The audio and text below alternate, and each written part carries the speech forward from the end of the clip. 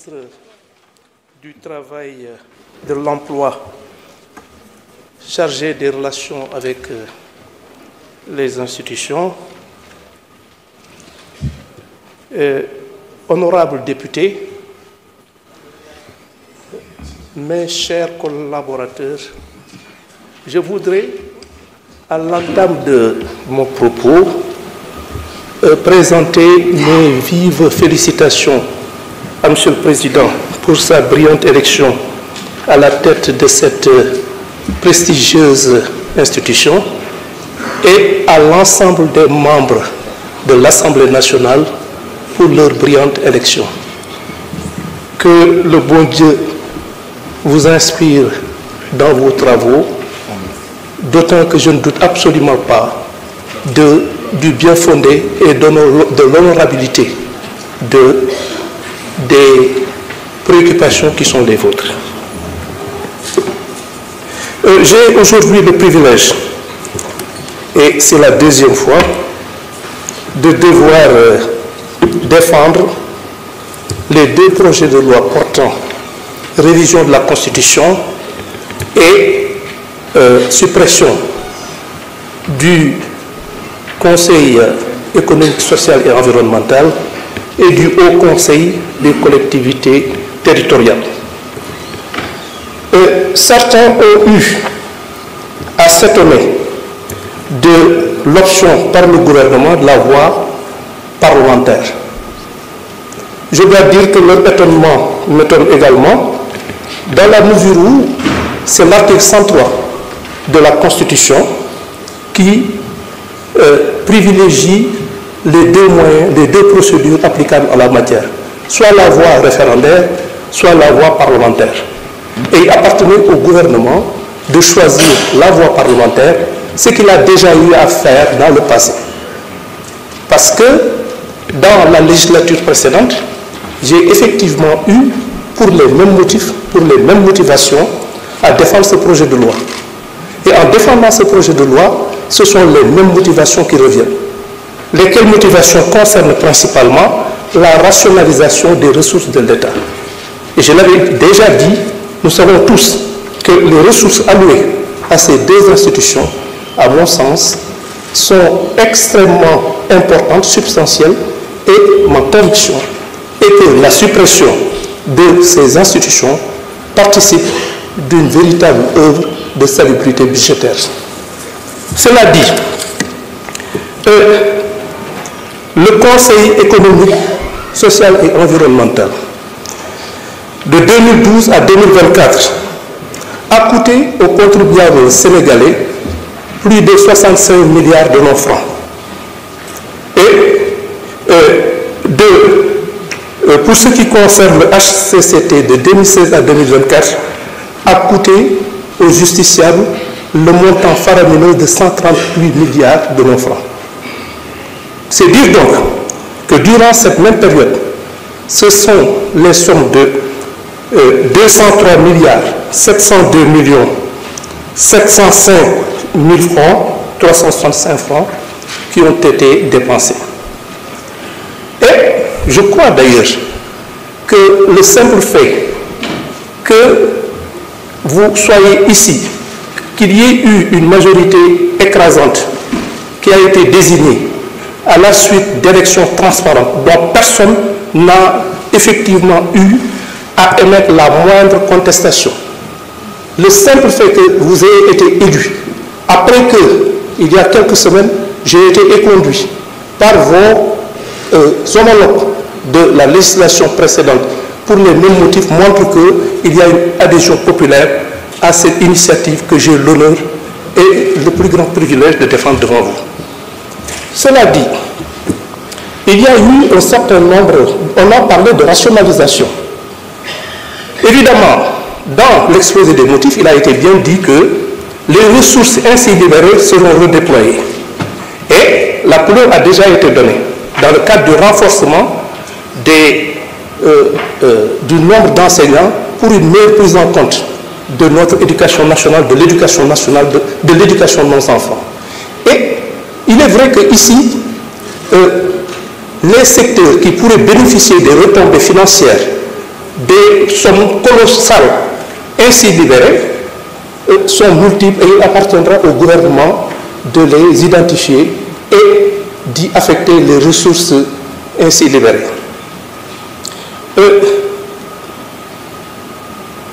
En dehors de cela, j'ai été interpellé sur un certain nombre de questions sur lesquelles je m'efforcerai de répondre de façon exhaustive. Il a été question beaucoup de l'administration pénitentiaire, des conditions de détention, des problèmes de prison. Actuellement, ce que je peux vous dire, c'est qu'il y a un projet de construction de 9 prisons. J'ai l'habitude de dire, en tant que militant des droits de l'homme, que quand une société qui se veut démocratique se permet d'envoyer certains d'entre ses membres pour des raisons tout à fait justifiées en prison, je crois que la moindre de ses responsabilités est justement de devoir organiser des conditions décentes pour les accueillir dans un environnement qui préserve leur dignité. Et donc, on l'a dit, il y a 9 prisons qui sont en cours de construction et il y a principalement le projet de construction d'une prison de 2500 places au niveau de Diamniadio et de 500 places à Fatick. De même, la question du tribunal de Kaffrine a été, du département de Kaffrine, la prison de Kaffrine a été posée. J'ai eu le privilège le 24 octobre dernier d'installer ce tribunal de grande instance de Fatick. Et il est vrai qu'il va falloir réaménager cette prison qui doit effectivement faire face à de nouvelles contraintes. Des contraintes inhérentes au fait que, évidemment, il ne s'agit plus d'un tribunal d'instance, mais d'un tribunal de grande instance, avec tout ce que cela comporte comme aléas qu'il faudra prendre en compte. Et je crois que l'exposé tout à l'heure de l'honorable député Dan a été assez éloquent et ça entre dans le cadre de nos préoccupations et nous nous efforçons justement de régler ces questions. Cela dit, dans le cadre de l'amélioration des conditions de vie des détenus, il faut dire que jusqu'à présent, l'indemnité journalière est de 1152 francs par jour. Dans le cadre du projet de loi de 2025, cette somme de 1152 francs par jour et par détenu a été portée à 1300 francs. C'est vous dire donc que, qu'on le veuille ou pas, nous sommes dans cette dynamique avec des ressources que nous avons, avec aussi cette observation fondamentale que nous lançons au début. Pour les autres questions qui ont été posées, dans le cadre on nous a parlé de la lumière sur les morts que nous avons enregistrés depuis 2021. Une enquête est en cours et je crois d'ailleurs que c'est une question de principe et tout simplement de crédibilité. Je pense que si, pour des faits aussi graves qui ont ému tout le monde, et dont certains autant pour moi, se sont passés en direct, c'est-à-dire sous l'œil des caméras, que ces gens, que ces morts concernant nos compatriotes puissent rester impunis, ce serait un mauvais signal. Parce que ce serait tout simplement asseoir, qu'on ne veuille ou pas, un climat d'insécurité que rien ne saurait justifier. C'est vous dire donc que cette question de principe, nous allons nous y atteler, nous allons nous efforcer de faire en sorte que toute la lumière soit faite. Et je vous assure que le travail est déjà entamé. Toute la lumière sera faite et toutes les responsabilités seront établies et les personnes mises en cause, surtout les commanditaires, répondront leurs actes.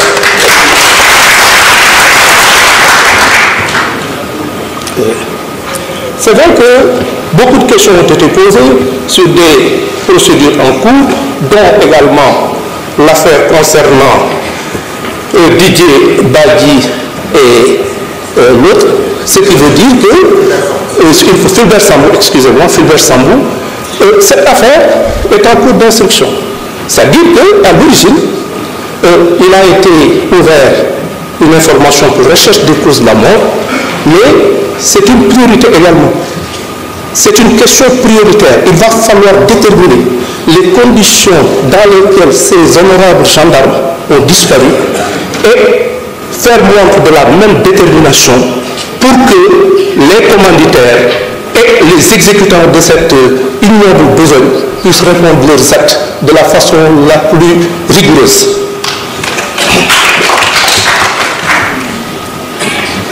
On nous a parlé de la création de nouvelles institutions. Je m'étonne que cela vienne de la part de personnes qui ont traversé les régimes et qui ont eu à être témoins des transformations du Conseil économique et social qui, effectivement, n'ont eu qu'à changer de nom avec les mêmes réalités. Ce que je peux dire, c'est qu'en tout état de cause, la création de nouvelles institutions n'est pas à l'ordre du jour. Parce qu'on a d'autres priorités, on a d'autres impératifs que nous nous efforcerons de respecter au mieux des intérêts des Sénégalais. Pour les autres affaires qui ont été évoquées, je rappellerai toujours que le temps de la justice n'est pas celui du politique. Mais encore une fois, toutes les affaires qui méritent de trouver une solution au mieux des intérêts de la République, toutes ces affaires feront l'objet d'un traitement particulier.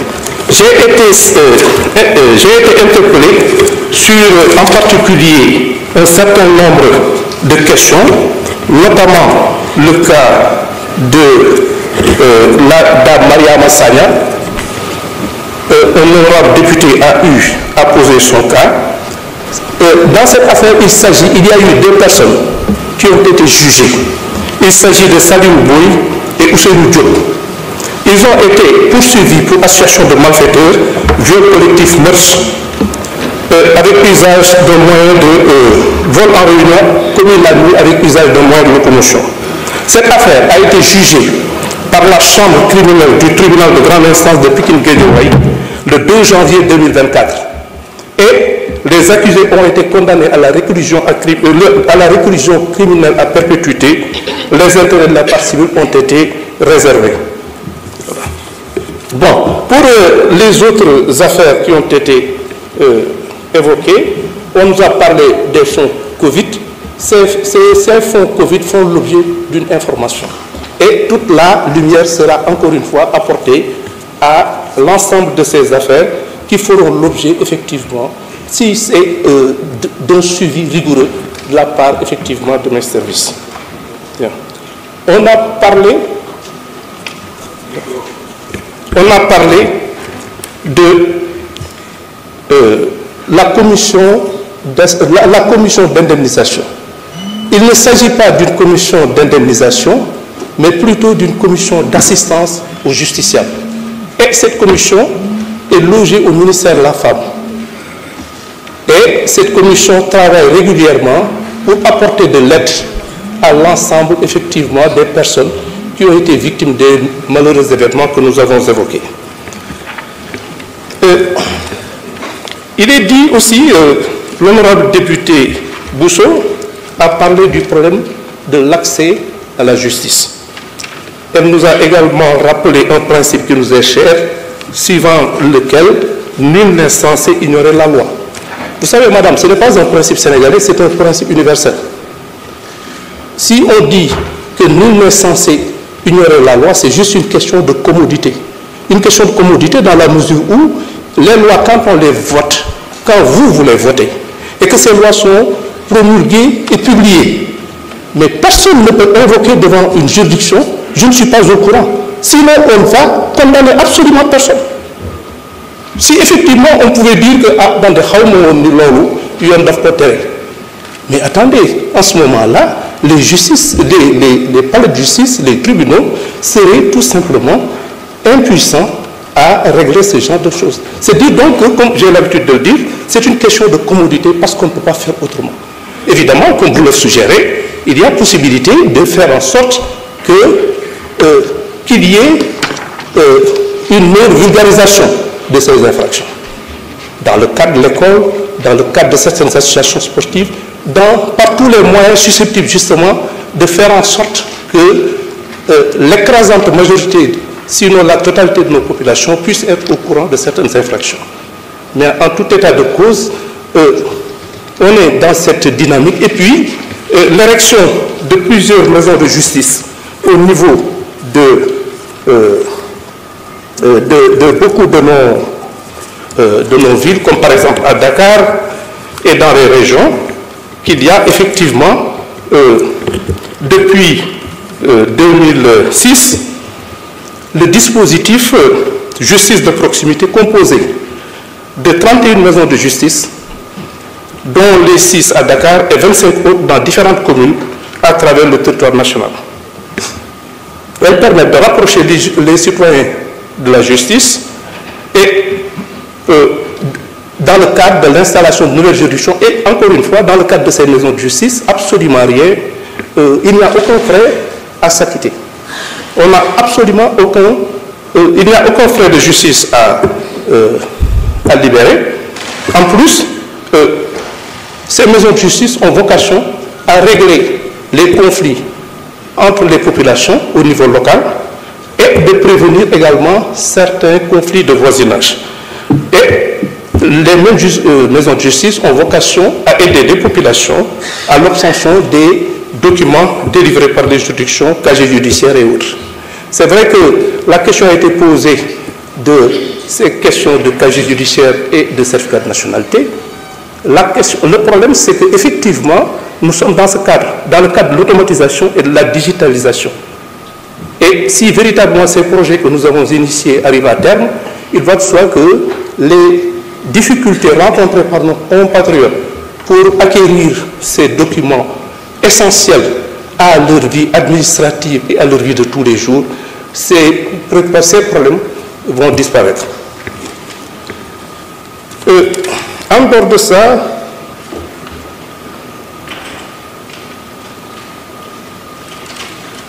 certaines autres questions ont été posées. Je m'étonne que le député ici de Keur Massar ait pu poser le problème de la juridiction de Keur Massar, que j'ai eu le privilège et l'honneur d'installer le 22 octobre dernier. Donc, le problème du tribunal d'instance de Keur Massar est réglé. C'est un tribunal qui a été installé par moi-même sous ma présidence le 22 octobre dernier et c'est un tribunal qui est devenu fonctionnel. De la même façon que 2 jours plus tard, le 24 octobre 2024, j'ai eu le même privilège pour ce qui concerne le tribunal de grande instance de Kaffrine. De même que le 10 décembre dernier, c'est-à-dire il y a moins d'une semaine, j'ai eu également ce privilège en installant le tribunal de grande instance de Rufisque. Et c'est vrai que les populations de Pikine s'émeuvent quelque peu du fait que la juridiction ait été transférée au niveau de Diamniadio, mais je crois qu'aussi sont dans des conditions de travail et d'accessibilité beaucoup plus importantes. Et c'est le cas également du tribunal de grande instance de Rufisque, qui se trouve sur le même aire géographique. C'est vous dire donc que ce qui nous intéresse le plus, c'est justement de faire en sorte que, conformément évidemment à la politique que nous avons définie, que nous fassions en sorte que la justice se rapproche du justiciable. Sur la même lancée, les autres tribunaux de Fatick, de Diourbel et autres vont être installés, en fait inaugurés, c'est-à-dire que ces juridictions fonctionnent déjà, mais il y a de nouveaux locaux qui sont mis à leur disposition. C'est également le cas de Saint-Louis et ce sera chose faite dès le mois prochain, Inch'Allah, au mois de janvier. Bon, l'assistance judiciaire à nos compatriotes de l'étranger relève de la compétence du ministère des Affaires étrangères dans le cadre de la protection consulaire. Je m'étonne quand même qu'on me demande d'intervenir auprès de juridictions étrangères, ce que je ne suis nullement disposé à accepter qu'on le fasse pour les juridictions sénégalaises. C'est vous dire donc que l'assistance consulaire peut effectivement s'exercer, Mais de là, effectivement, à devoir, dans le cadre d'une affaire qui est pendante devant la justice, une justice indépendante, de devoir faire en sorte que les gens puissent avoir, ou en tout cas écoper d'une peine plus ou moins allégée, je suis désolé, mais ça n'entre pas dans le cadre de mes compétences.